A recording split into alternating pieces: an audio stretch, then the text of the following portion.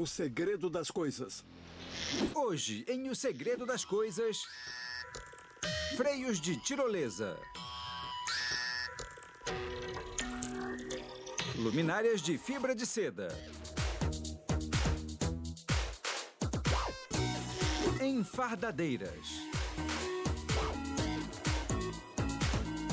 E sapatos confortáveis.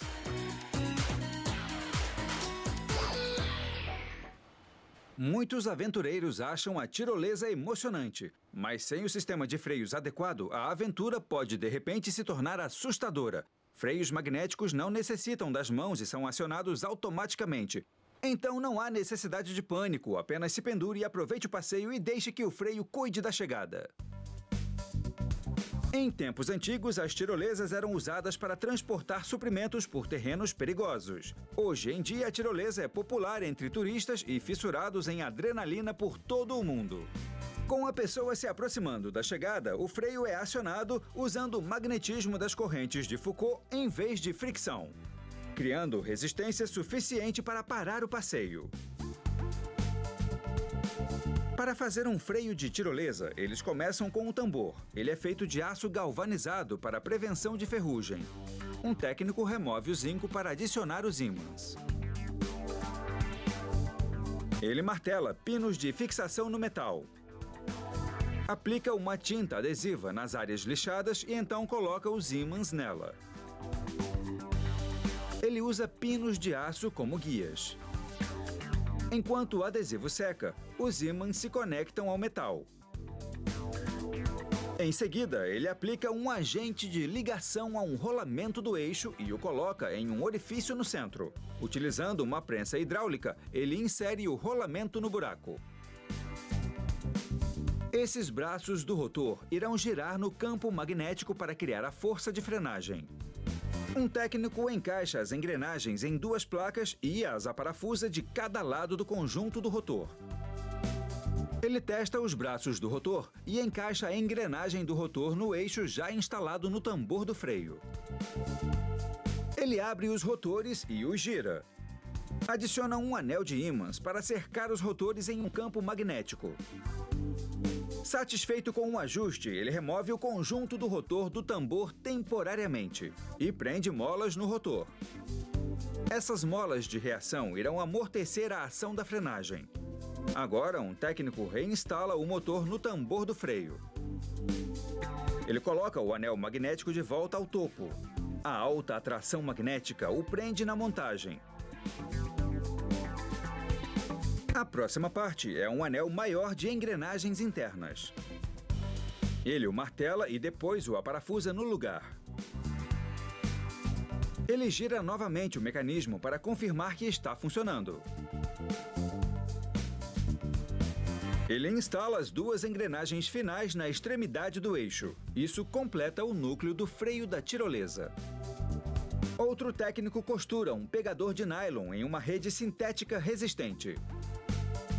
Quando essa teia for puxada para fora do freio, ela irá armar os braços do rotor em movimento para criar as correntes que são a força da frenagem. Depois de proteger a unidade com uma placa de metal, um técnico coloca a unidade em uma caixa de plástico. Ele instala a placa no eixo para o cinto se fixar. Então, passa o cinto em sua volta. Ele também coloca um tambor por cima para a mola de retração. Ele aplica um adesivo de silicone em volta do tambor. Isso prende a placa base de alumínio. Ele agora insere a placa de retração. Ele cobre com uma placa de metal e a reforça com fitas metálicas. Usando uma manivela, ele enrola mais o cinto no freio. Aperta a manilha de metal que prende as duas seções das correias juntas e enrola o resto dentro do dispositivo. Ele insere um rolo guia no cinto. E adiciona um clipe de retenção de duas partes.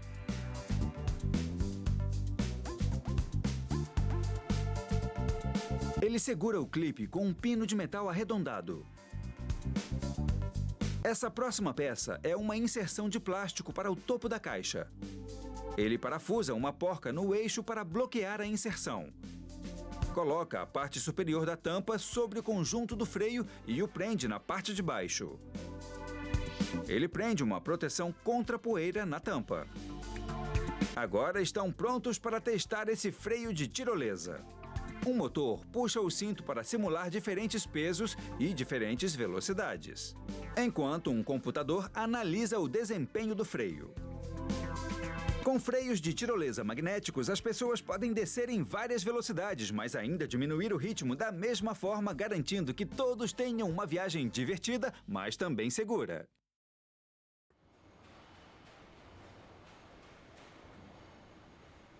Fibras de seda podem ser trabalhadas criativamente em uma variedade de objetos artísticos, do papel ao tecido, ou até mesmo itens como luminárias. As fibras são translúcidas para que possam tornar uma luz branca simples em uma iluminação ambiente acolhedora e sofisticada.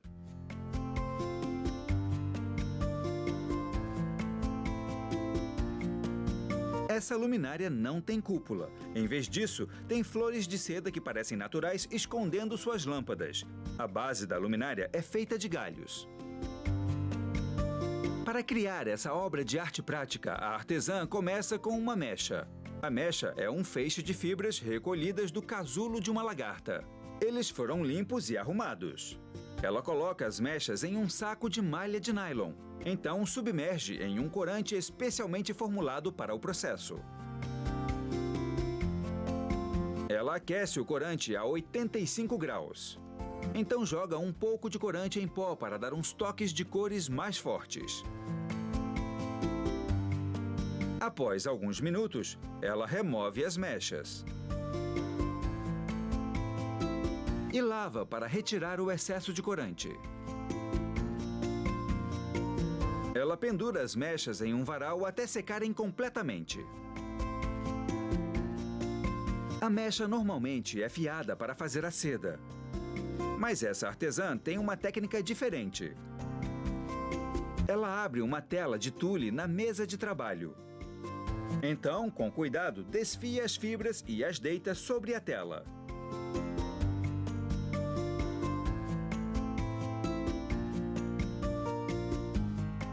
Cada feixe será transformado em uma flor para a luminária. Ela dobra a tela para que as fibras não grudem em suas mãos. Prepara as fibras para a mistura têxtil ser aplicada em seguida, um polímero adesivo. E então satura cada feixe com água e algumas gotas de detergente para abrir as fibras. Depois, tira o excesso de água com uma esponja e absorve qualquer umidade remanescente com uma toalha para que a mistura não fique diluída. Agora ela pode aplicar o polímero adesivo. Ao absorver a mistura, elas se unem formando uma folha de fibra de seda.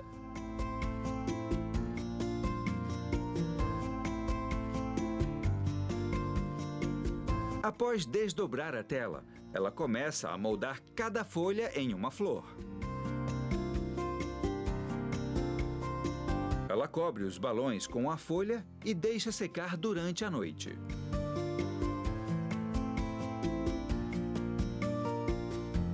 Com alguns passos simples, ela transformou uma mecha incolor em folhas coloridas de papel de fibra de seda.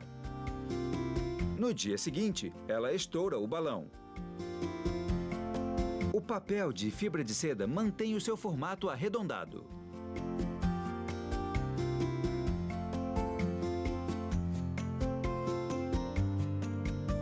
Usando novamente a mistura têxtil, ela cola as flores de fibra de seda em galhos de zimbro.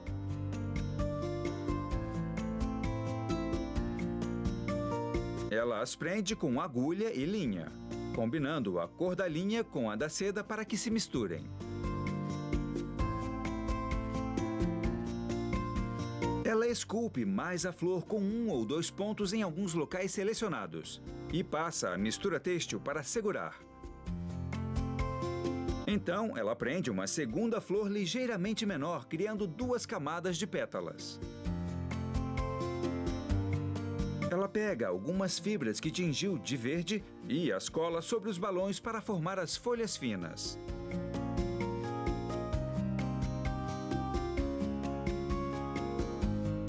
Finalmente, para transformar essa escultura em uma luminária prática, ela coloca uma luz de LED à bateria dentro de cada flor.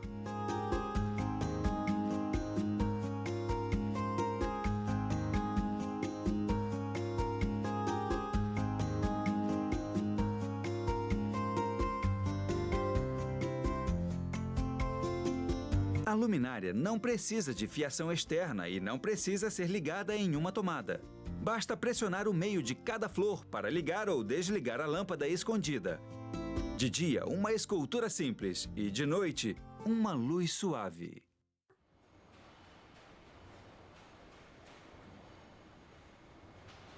Enfardadeiras de feno enrolam automaticamente grandes fardos de feno. Elas também podem envolver, entrelaçar ou plastificar o feno. Esta invenção americana permite que fazendeiros pendurem as forquilhas e deixem o trabalho para as máquinas.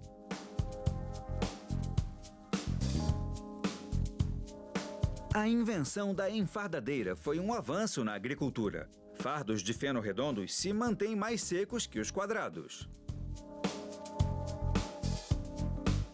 A criação da enfardadeira começa com um laser de fibra ótica computadorizado. Ele corta folhas de aço no formato dos painéis laterais e faz os furos para os componentes resistentes da máquina.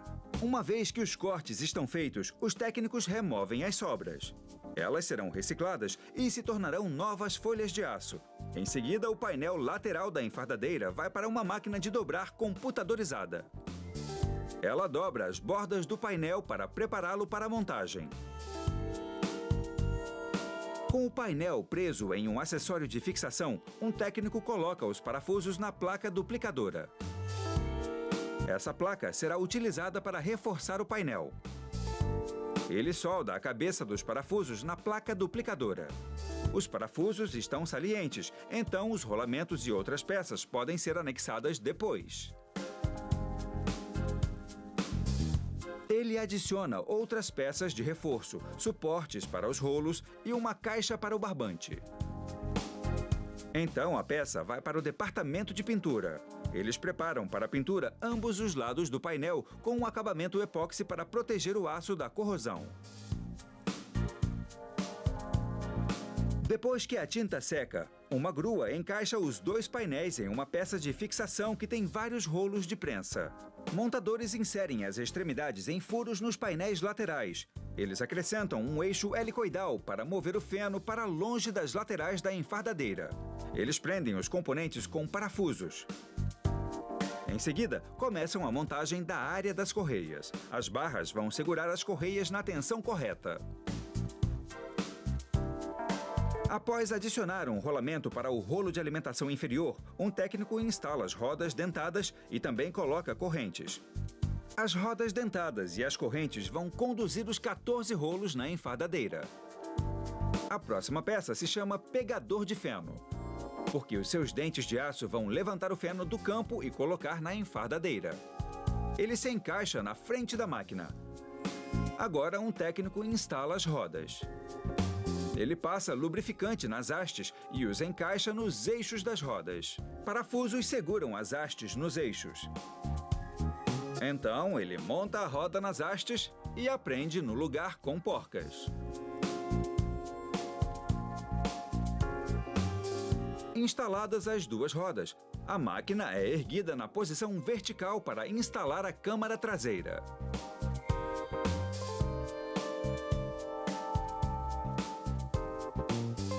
Outra grua desce a câmara traseira na enfardadeira. Após o feno ser moldado de forma arredondada pela máquina, ele gradualmente vai expandir o seu tamanho na câmara. Essas correias de borracha vão enrolar o feno em fardos redondos. A equipe passa as correias pelos rolos de tensão, as colocando uma perto da outra.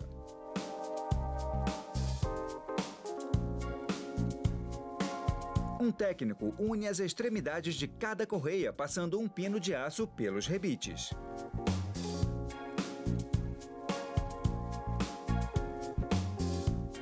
Uma técnica aplica decalques de vinil na enfardadeira.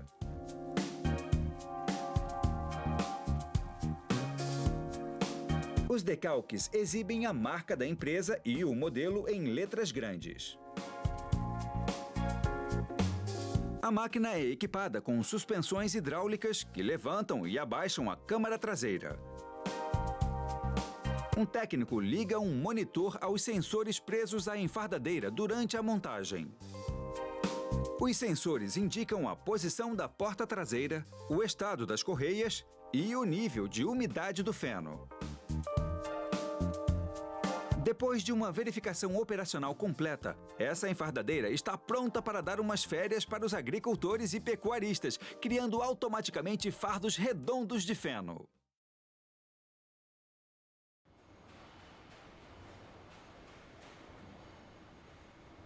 Em relação aos calçados, extremamente confortável significava extremamente feio. Não é mais assim. Hoje em dia, os sapatos confortáveis não se parecem mais como antes. Eles podem ser tão elegantes como qualquer outro sapato e também provêm apoio e amortecimento resistentes para os pés. Esses sapatos confortáveis vêm com duas solas para trocar. Uma no formato anatômico, com um suporte para o arco do pé, e a outra é uma sola de reflexologia que massageia os seus pés enquanto você anda. A parte superior é feita de couro. Um técnico coloca o couro da vaca sobre a mesa de corte e posiciona moldes de ferro sobre ele. Com uma prensa, ele os força sobre o couro. O molde tem lâminas em ambos os lados, então, após cortar a parte do sapato direito, ele vira e corta a mesma parte do sapato esquerdo. Eles marcam linhas guias para a costura e marcam o número de produção. Devido às variações naturais entre os couros, eles cortam as partes de um par de sapatos da mesma peça de couro. O número de produção protege as partes de serem usadas sem precaução numa peça diferente dos sapatos. Eles colocam essa parte sob um molde e passam por uma prensa.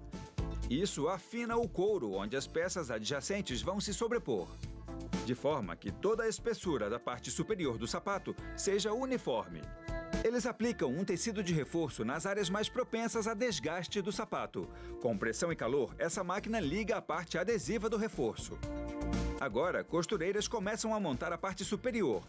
Elas colam as partes do revestimento porque, às vezes, os pontos na parte interna do sapato podem irritar os pés. O revestimento é feito de um suave couro de bezerro, com exceção de um pequeno pedaço de couro de cabra mais áspero na traseira para segurar o calcanhar. Costuram uma parte do revestimento por vez. Essa é a seção de trás da parte superior chamada contraforte. Após costurar um lado, coloca-se um enchimento de espuma para amortecer o dorso do pé. Então, cobrem a espuma com o revestimento.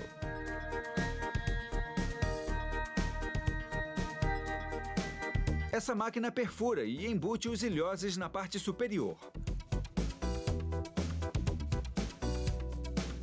Então, uma costureira coloca mais duas partes superiores, a lingueta e a biqueira. Outra costureira termina a parte superior costurando o anel da biqueira.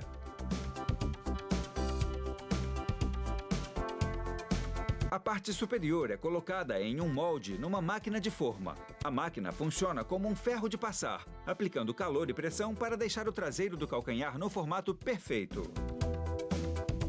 A próxima máquina de forma usa o mesmo processo para arredondar a biqueira.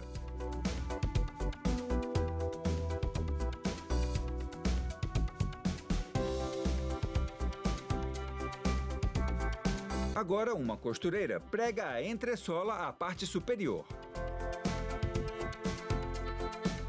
Então, jogam vapor e colocam na bigorna.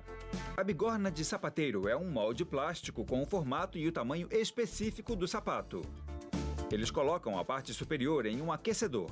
O calor deixa a parte superior no formato do molde. Eles tiram as rugas e as protuberâncias com calor e pressão. Colocam a parte superior em um modelo da sola e traçam o contorno. Eles lixam o couro abaixo dessa linha para auxiliar na adesão. Eles aplicam uma cola ativada por calor na parte áspera e na sola, que é feita de poliuretano moldado.